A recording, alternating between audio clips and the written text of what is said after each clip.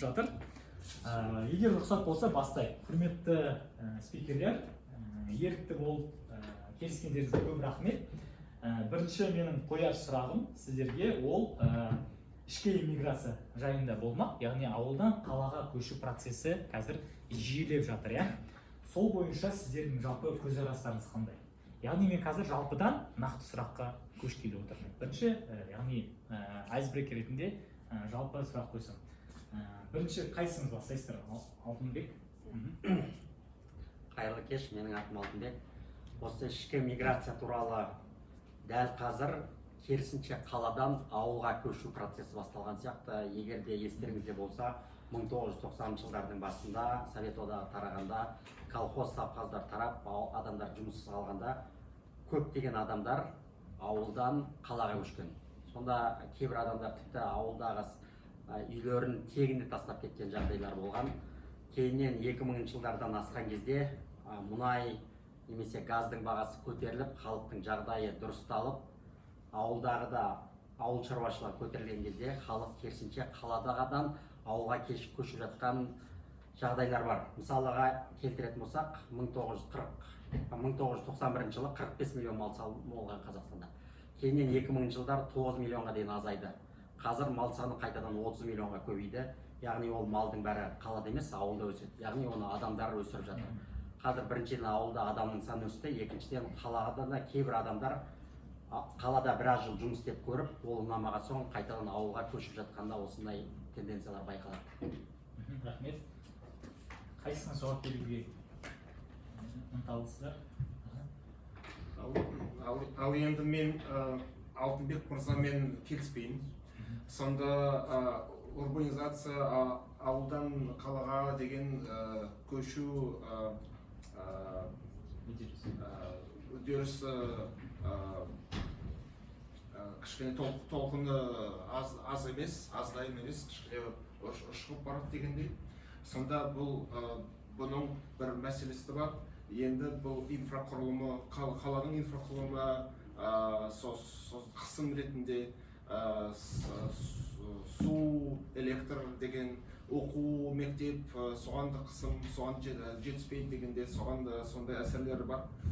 Тұрғын үй мәселелері, сонда бір аренда, соның тапшылығы, бағалар, инфляция деген бағалардың өсуіне де әкеледі.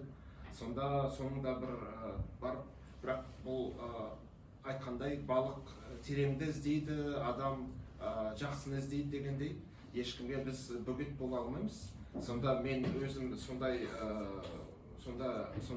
айтарым келіп жатқан жоқ, сонда қалаға келмесін деп.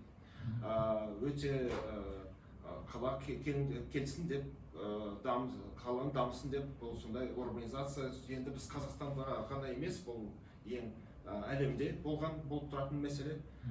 Сонда бұл әлемдік тренд деп ойлаймын. Рахмет.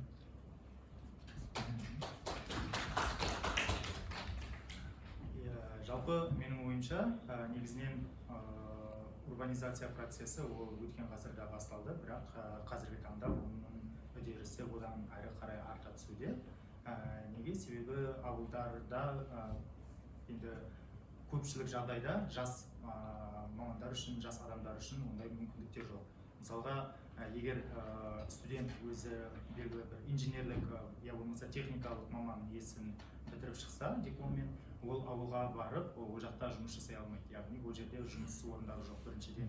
Екіншіден, көптеген жағдайлар, яғни қолайлы жағдай, ол бізде қалалық жерде жасалған.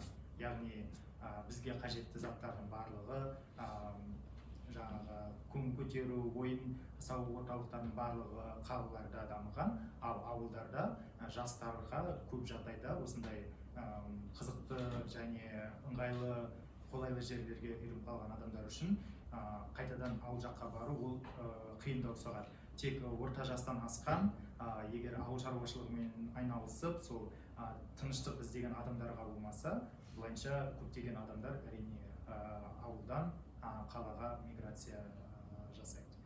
Былайша айтқанда, жалпақ тілмен айтатын болсақ, дауншифтинг, қазіргі тілмен айтатын болсақ, көбінесе әбден үлкен ірі мегаполистерден шаршаған халықтар, азаматтар шағын ғана қалаларға аяқ аударып, сол жақта уақыттарын өткізіп жатады. Бұл әрине көбінесе дамыған мемлекеттерде. Ал енді бізде осы урбанизациялық трендке сәйкес бізде арнайы мемлекеттік бағдарламалар бар. Соның бірі көші-қон бағдарламасы. Ол туралы пікірлеріңіз қандай? Бұл көші-қон бағдарламасы жұмыс істеп жатыр ма қазіргі таңда? Мүмкін араларыңызда таныстарыңыз бар шығар. Олар не айтып жатыр? Кім жауап бере алады?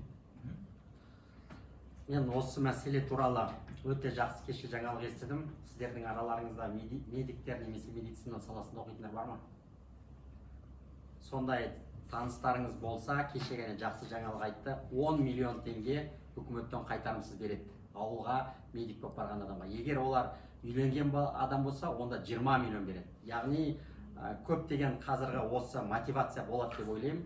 Ол 1 миллион, 2 миллион емес, яғни 20 миллион деген мысалы ол қалада, тіпті қаланың өзінен ондан ұялы болады. Ал ауылда ол 20 миллион болса, сіз мүмкін ауылдың әкімінен кейінгі екінші бай адам болып кетуіңіз мүмкін. Яғни бұл мотивация үлкен, сондықтан қаржылық мотивация, әрине ол кейбір адамдар үшін көп ақша болмауы мүмкін, бірақ кейбір жас мамандар үшін қалада мысалы квартирадан шаршаған, пәтерден пәтерге көшуден шаршаған адамдар, немесе қалада көп жұмыс таба алмай жүрген адамдар ауылда біріншіден жұмыс тауып береді, екіншіден жаңағындай кемінде 10 миллион, әйтпесе 20 миллион ақша береді.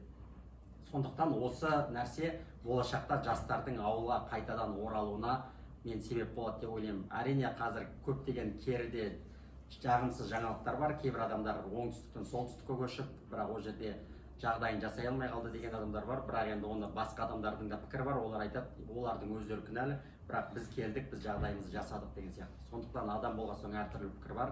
Жалпы айтқанда үкіметтің тарапынан мүлдем ешқандай іс жасалмай жатыр деп айта алмаймын. Негізі үкіметтің тарапынан жасалып жатқан істер бар, ауылға қарай адамдарды тартуға. Және олар енді барлығы жақсы өтті деп айта алмаймын, бірақ жалпы сондай қадамдар бар. Жаңағы 10 миллион деген жаңалық мен ойымша бір айдың ішінде халықтың арасына тез тарап, ауылға көшушілер бұрынғыға қарағанда көбейеді деп ойлаймын. Тағы ойларыңыз болса. Ал енді сондай тек мына медицина саладағы адамдарға қатысты болса да нұр болар еді, бірақ менің естуімше дипломмен ауылға деген бағдарлама 10 жылдай болды. 10 жыл бұрын жүзеге асуға басталған болатын. Ал енді менің айтарым, сонда біздің қандастарымыз оралман этникалық қазақтарды тұрып жатқан Қытай болсын, Өзбекстан, Қырғызстан, тағы басқа елдерде болсын тарту деген бұл бағдарламада бұл жақсы бағдарлама 90-шы жылдарда басталған, бірақ өзінде сондай кішкене сондай кемшіліктері бар. Бірақ біздің қандастарымыз келуге өте жақсы, өзіміздің қазағымызды көбейтуге сондай да жақсы бағдарлама деп ойлаймын. Ал енді сонда біз мемлекет қалай адамдарды сол ауылда қалай қалдыра алады деп ойымша, сонда ауылда интернетті қою, инфрақұрылымды жасап, соның су тартып, газ тартып, сонда адамдар өздері солар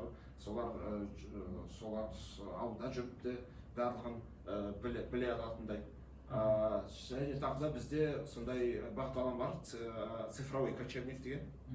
Сонда біз таланттарды тарту деген. Сонда бір IT адамдар болса да, оларға сондай вид на жительство беріп, шетелден болса да, сонда бізде шетелге қарағанда кішкене бағалар төмен деп, бізге бағалар төмен емес, бірақ басқа адамдарға да ыңғайлы болғанымен, олар да сондай IT саласында да бізде жүріп жұмыс істей алады деп, сондай да бағдарлама да бар. Жалпы негізі осы екі әріптесінің сөзіне қосылам. Қазір ауылға көшу, яғни ауылды қайтадан жандандыру бағдарламалары ол 2000 жылдан бастап ауыл жылы дейтін бағдарлама болды. Егер естеріңізде болса, содан басталған болатын. әлі күнге дейін қазір жастарды тарту, дипломмен ауылға я болмаса жаңағыдай солтүстіктен оңтүстіктен солтүстікке көшіру жұмыстары жүргізіліп жатыр. Олардың нәтижесі бар деп ойлаймын. Сондықтан енді қызық болсын осы жерде ситуациялық сұрақ, сіздер неге ауылға бармай жүрсіздер? Ауылға барып неге жұмыс істемей жүрсіздер? Мен енді сондай негізі менің достарымның арасында ойлар бар. Басында енді жаңадан мектеп бітірген кезде негізі адамдар жас кезде қалаға жүгіреді дейді барлығы. Сосын біраздан кейін жасы ұлғайған сайын мүмкін енді туған жерін сағына ма, жоқ әлде тыныштықты іздей ма, сондай бар. Менің мысалы достарымның ішінде қазір 1-2 адам бар. Олар біреуі уже ауылға көшіп, сол жерден қайтадан үй алып, сол жерде тұрақтап жатыр. Бәрімізді негізі шақырады. Ол жердегі үлкен бір проблемалардың бірі, ауыл өте қашықта, ол жерге пойызда, самолетта жүрмейді. Қазақстанның ең жақын қаласы ол 500 километр. Ол ең жақын қала. Ал Алматы, Астана дегендер 1000 километр. Яғни басқа бір жерге мысалы бір қазақта енді кешке дейін той бітпейді, немесе жиын бітпейді. Сондай бір жағдай болған жағдайда қатынау өте қиын. Ал негізі ауылға көшу деген жоспарда бар негізі. Ал енді Ерлан ауылға неге жұмыс істемейсің? Шынымен айтқанда өзім Алматыда туып өскен жерім. Ал енді біз жұбайымыз екеуміз ойлап отырмыз ауылға барайық деп. Иә. Астана деген Иә, бұл Астана деген сол жазда Астанаға көшеміз деп жоспарымыз бар. Кішкене сондай бір кішкене қызық болсын деп. Кішкене мен өзім айтар едім, сол 10 жыл бойы шетелде жұмыс істегенмін. Сол өзімнің сонда все познается в сравнении деген орыс тілі бар, сондай поговорка бар. Сонда біздің Қазақстанымыз сондай өте жақсы жер. Басқа елдерге қарағанда солардың да кемшіліктері де бар. Соларға қарағанда бізде де өте жақсы мәселе де бар. Біздің бір мысал келтірейін, Филиппинадан менімен бірге коллегам бар. Өзі айтты, Филиппина бұл оңтүстік шығыс Азиядан, соларда постоянно жер сілкінісі, ураган, маса, сондай влажность, катаклизм бәрі болып тұрады. Өзі айтып, сендер бақыттысыңдар. Сендерде 4 мезгіл болады. Сонда 4 мезгіл бұл қар да болады, сонда барлықтар болады деп сендер бақыттысыңдар. Бізде сонда біз айтамын, бізде де сілкініс те болып тұрады. Біз өзіміз бисмилля деп отырамыз. Бірақ сілкініс те болады, бірақ ураган болмаса, Құдай сақтасын, ураган болмасын. Сол бірақ сондай сравнение дегенде өзімізді нормальный жерде тұрамыз деп ойлаймын. Ерланымызда сұрақтан қалай былай айналып өту керек екен біледі екен. Анау Филиппин еді. Ал Сәке өзіңіз. Мен неге ауылда тұрмаймын? Себебі ауылда Тосмастер клубы жоқ. Қанды шамбалақтап барып өзің ашпайсың ба деген сұрақ келесі. Жалпы мана атап өткенімдей, біріншіден ол жақтағы жаңағыдай жұмыс орындары, екіншіден орта және үшіншіден егер мен ауылға қайтатын болсам, ендеше мен қазір мүмкін естіген боларсыздар, эко-ауыл дейтін ұғым бар, яғни өз-өзін қамтамасыз ететін ауыл. Болашақта мен өзім сондай бір жобамен айналысып, арнайы этно-ауыл, эко-ауылмен айналысып. Қошалақтап қойыңыз. Рахмет. Енді жастар туралы келетін болсақ, мына жақта қаншама жастар отыр, енді біз де жаспыз енді. Бірақ олар жастау да бізге. Енді мәселе ол әрине brain drain дейді, яғни ақылды азаматтардың шетелге қоныс аударып оқумен сол жақта қалып жатады. көп таныстарыңыз да бар шығар. Және де мен өзім енді шетелде де тұрдым, жұмыс та істедік. Себептерін де былай білеміз, иә. Одан кейін барып оқушылармен де жұмыс істеймін, студенттермен де жұмыс істеймін. Сол кезде мен сұрақ қоямын оқушыларға, 11 сынып оқушыларға, қай жаққа оқуға түскілерің келеді дейді. Олар бірінші айтады, шетелге дейді. Шетелге оқуға түскің келеді дейді. Иә, ол қуанасың, иә. Амбициялар қалай, мықты, ойлай алады, жоғары, қабілетті азаматтар өзін бағалауы мықты деп. Осыдан менде бір сұрақ келіп түсті. Неліктен шетелге оқуға деген осы студенттердің, оқушылардың, студенттердің шетелге оқуға деген құштарлығы өте жоғары. Қалай ойлайсыздар? Ол жай ғана тренд болғандықтан ба, әлеуметтік желінің әсерінен ба, немесе ол навязанный идея ма? Болады әлеуметтік желіде мен шетелде оқимын деп жүреді да, мен де шетелде оқуға жоспарым болмады да, досым кетіп бара жатыр екен, мен де кету керек сияқты, мен де қалып бара жатқан, көштен қалып бара жатқан сияқтымын деген әсерде болсын. Қалай ойлайсыздар? Бұл сондай не себебі неде? Негізгі себебі? Ерлан мырза. Мына сұраққа жауап бергенде мен өзім туралы айта кетейін. Өзім болашақ бағдарламасымен Манчестер, Англияда оқығанмын 2007 жылы. Өзім сондай жастарға айтарым, шетелде оқыңдар. Шетелде бұл тәжірибе жинау. Сонда басқа елдерді, халықтарды көріп, өзін көрсетіп, өзінің кім екенін көрсетіп, әрқайсы Қазақстан, қазақ еліміздің сол елшілеріміз, сонда ресми түрде елші емес, бейресми түрде елшілеріміз. Сонда бұл шетелде оқу жас болғанымен, сонда мен қазір 40 жастамын, 40 жастамын, бірақ өзіме енді қазір оқимын десем, миыма ештеңе кірмейді. Сонда жас болғанда, сонда жас болғанда оқу керек. Мен қазір түсінемін, миға да сіңеді бәрі, сонда бәрін сорып аласың. Ал менің сонда тәжірибем, біздің Қазақең өте біздің допустим ағылшын тілі болса да, ағылшыннан асып түседі. Солардан да асып түседі, ағылшындардан өзі. Мен көргенім осы. Біздің Қазақең сонда жақсында сорып алады, жаманды сорып алады. Бұл бірақ біз пендеміз ғой. Ал енді менің айтарым, сонда мен өзім сонда болашақ бағдарламасымен сонда біз залог деген болатын. Мен өзім сондай біз ақшамыз жеткен жоқ. Өзімнің анаммен бірге тұрамыз. Әкем де қайтыс болған. Сонда бір жалғыз ғана пәтеріміз болған. Сонда соны залогқа бергенбіз сол болашаққа. Ал енді сонда маған бұл мотивация болған оқу үшін. Сол мен жаман оқысам, соны жалғыз пәтерімді мемлекет тартып алады деп. Бұл маған мотивация болған.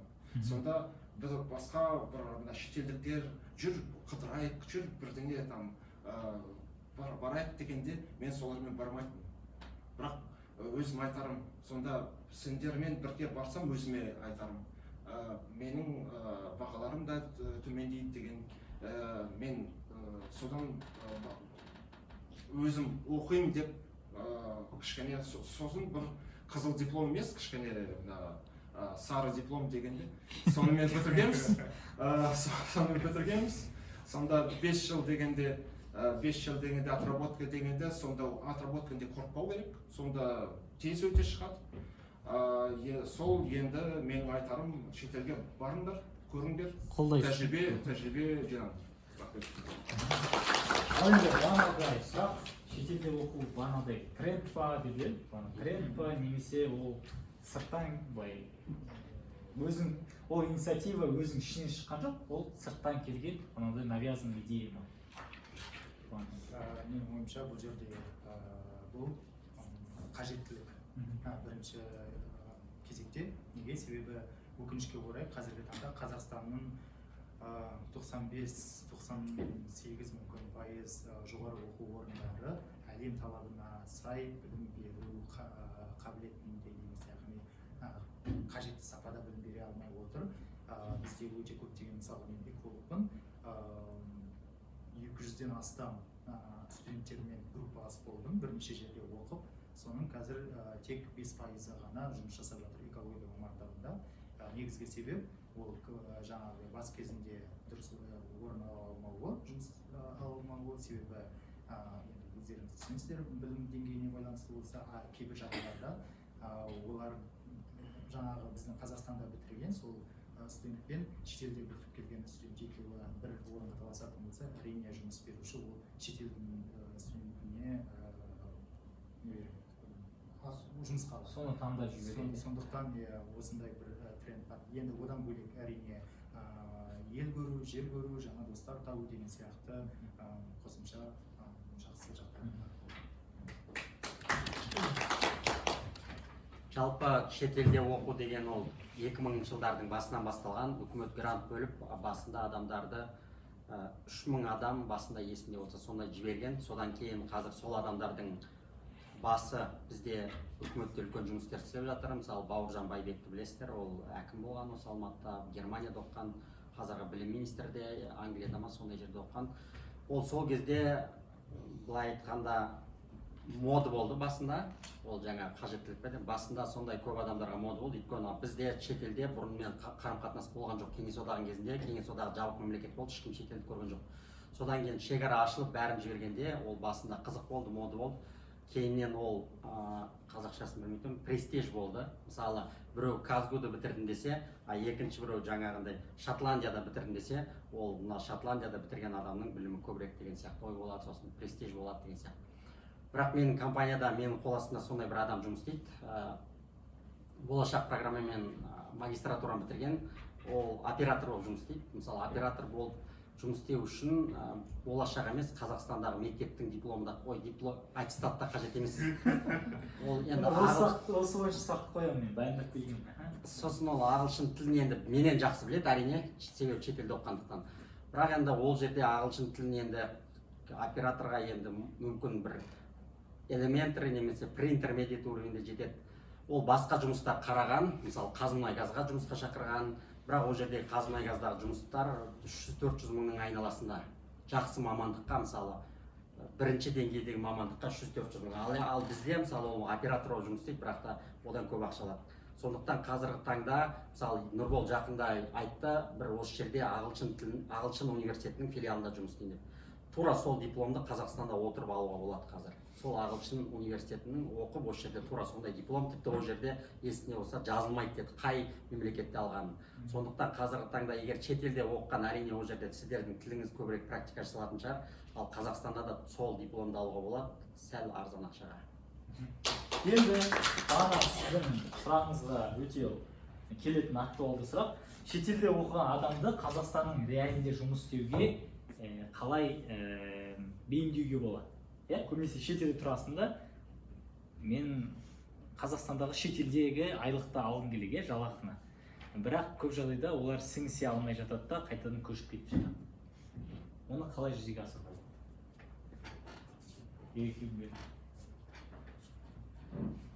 Мен өзім тәжірибемді бөліссем, сонда алғашқы келген кезде келгенде сол Англиядан 2007 жылы сонда қайтып келгенбіз қазанда.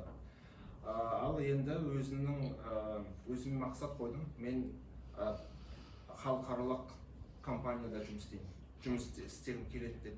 Сонда оқу дегенде, ағылшын тілі дегенде соған.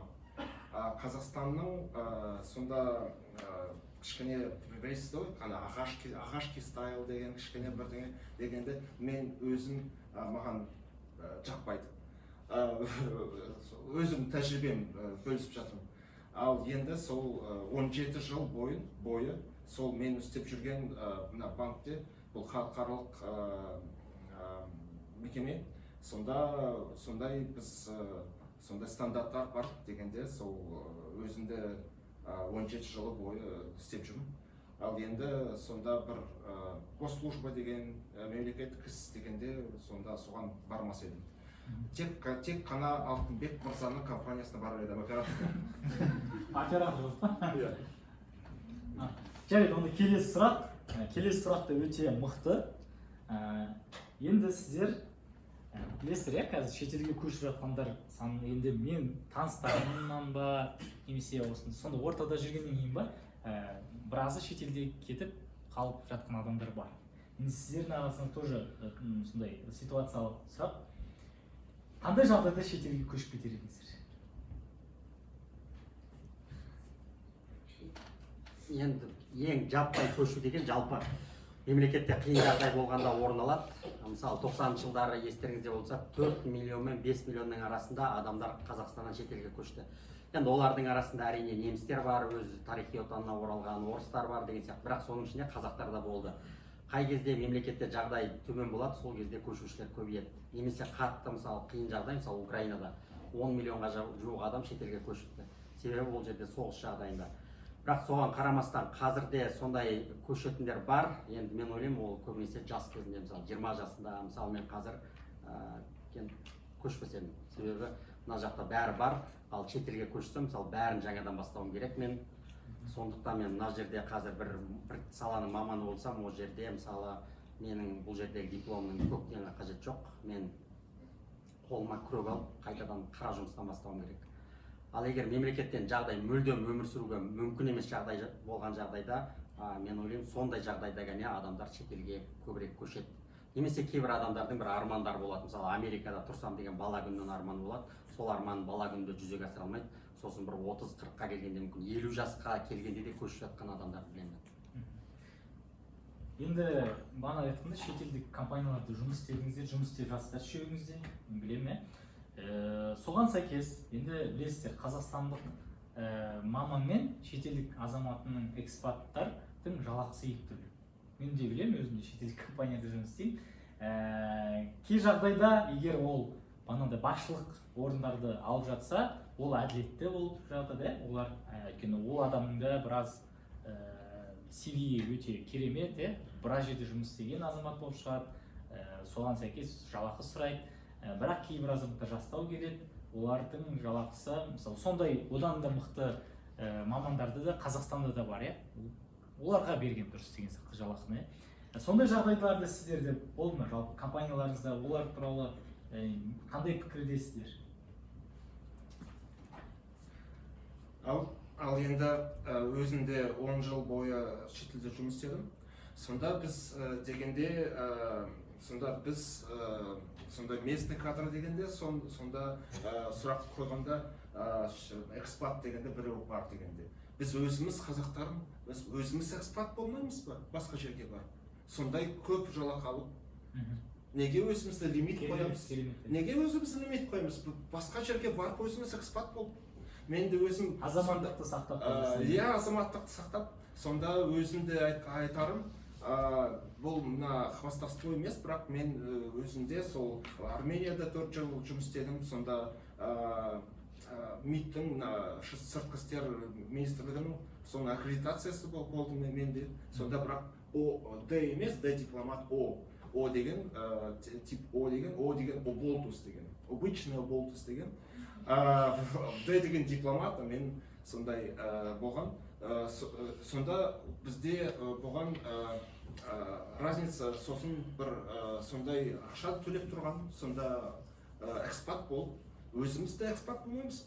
Біз өзімізге лимит қойып, сонда кішкене ойбай, оларда сондай, өзіміз сондай өзімізді дамытып, экспат болып, сондай көп ақша, қаражат алайық. Соған жеткізсін. Ал, бұл соңғы сұрақ, жауап берсеңіздер, кім қалай Алтынбек? Иә, расымен де осындай нәрсе қазір Қазақстанда қатты белең алған, әсіресе осы 2022 жылдан бастап шетелдік көптеген компаниялар Қазақстанға көшіп келіп жатыр, әсіресе Мәскеуден. Сонда бізге көшіп келгенде солар сотрудниктермен бірге келеді. Ол жерде өте көп адамдар бар, жалғыз бастықтар емес, жай қарапайым, мысалы, клиентпен жұмыс істейтін специалист деген сияқты. Оларды Қазақстаннан да табуға болады. Бірақ сол жақтан әкелетін негізгі себебі олар шетелдік батыстық компаниялар Москвадан Алматыға офистарын көшіргенде Қазақстан туралы көбісі білмейді. Ал бізге телевизордан айтады, Қазақстанды бәрі таниды деп. Шын мәнінде мына тұрған Чехияда ешкім танымайды. Сонда менің осы қазіргі жұмыс істеп жатқан компанияда бастығым чех болды. Сонда соған Қазақстанға осы іс сапармен барасың деген кезде Қазақстан деген мемлекеттік картадан іздеген ол. Чехия деген бұрынғы социалистік блоктағы болған ел. Ал Германия, Италия дегендер мүлдем білмейді. Сонда оларға стан деген бір Пакистан, Ауғанстан сияқты болып елестейді. Сондықтан адамдар әлі бір киіз үйде тұрып жатқан сияқты сонда елестейді. Сосын Мәскеудегі офистарға көшіреміз деген кезде олар да жалған ақпарат береді. Бұл жақта маман жоқ деген. Сондықтан олар маман жоқ дейді, олар бүкіл Мәскеуден, мен тіпті жай қарапайым, жай осы жерде жай жұмыс істейтін адамдардың бәрі Мәскеуден әкелген компаниялар білем. Мен өзім істеген компанияларда да сондай болды. Бірақ өкінішке орай бұл мемлекеттік тарапынан бір шектеу болу керек деп ойлаймын. Сонда ғана бұл тоқтайды. Әйтпесе қазір олар бізден, сізде Нұрбол айтқан сияқты көбірек жалақы алады, оларда көбірек жағдай жасалған, жай местный тұрғылықты кадрлар қарағанда. Жақсы, көп рахмет. Спикерлер ерікті болып алға шыққандарыңызға көп рахмет. Орындарыңызға бар, отыра берсеңіздер. Бұл қош уақытта жасадыңыздар. Көріп жатсыздар, қаншама ақпараттар сіздерге берілді, иә? Бұл кісілер негізі өзінің жеке тәжірибелерінен айтып жатқан дүниелер мүмкін біреулеріңізге пайдаға жарап қалады. Маған өзі Ерланның айтқан риторикасы өте қатты ұнады. Бағанағыдай өзімізде экспат болайық, иә? Бәрі де Қазақстанға келетініміз анық. Шетелде бар жұмыс істеңдер, Қазақстан қайтадан келіп оралып, сол тәжірибелерімен бөлісіңіздер деген сондай нотамен мен бүгінгі панельный сессиямды жабық деп жариялаймын. Рахмет.